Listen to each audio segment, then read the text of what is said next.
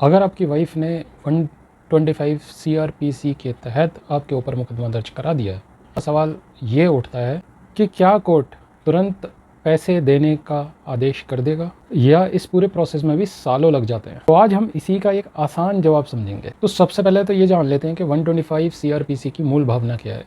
इस सेक्शन की मूल भावना है बच्चों के लिए मेंटेनेंस, और या फिर आपकी वाइफ के लिए मेंटेनेंस, या माता पिता के लिए मेंटेनेंस।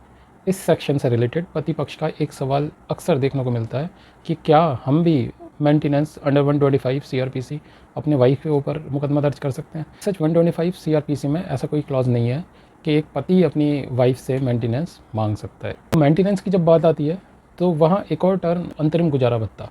अब ये अंतरिम गुजारा भत्ता क्या होता है? अंतरिम गुजारे भत्ते में जनरली ये होता है कि केस की प्रोसीडिंग के दौरान, यानी कि जब केस सुना जा रहा है उसके दौरान अंतरिम गुजारे भत्ते का अमाउंट कोर्ट की तरफ से बांध दिया जाता है, जिसमें कोर्ट ऑर्डर करती है पति को कि वो अपनी वाइफ को एक पर्टिकुलर अमाउंट पर मंथ जो भी कोर्ट डिसाइड करे वो देना पड़ेगा, जब तक कि इस मुकदमे पे कोई फाइनल फैसला नहीं आ जाता है। तो जो पत्नी पक्ष है अगर वो काफ़ी ज़्यादा एक्टिव है तो hardly 2 to 6 month interim maintenance को बनने में लगते हैं। इंटरिम मेंटेनेंस के लिए जो पैरामीटर है जनरली जो कोर्ट देखता है वो नंबर 1 है कि वाइफ के पास कोई अर्निंग ना हो, नंबर 2 जो हस्बैंड है उसकी कैपेबिलिटी क्या है या वो कितना कमाता है, और अगर वो नहीं कमा रहा है तो वो कितना कमा सकता है।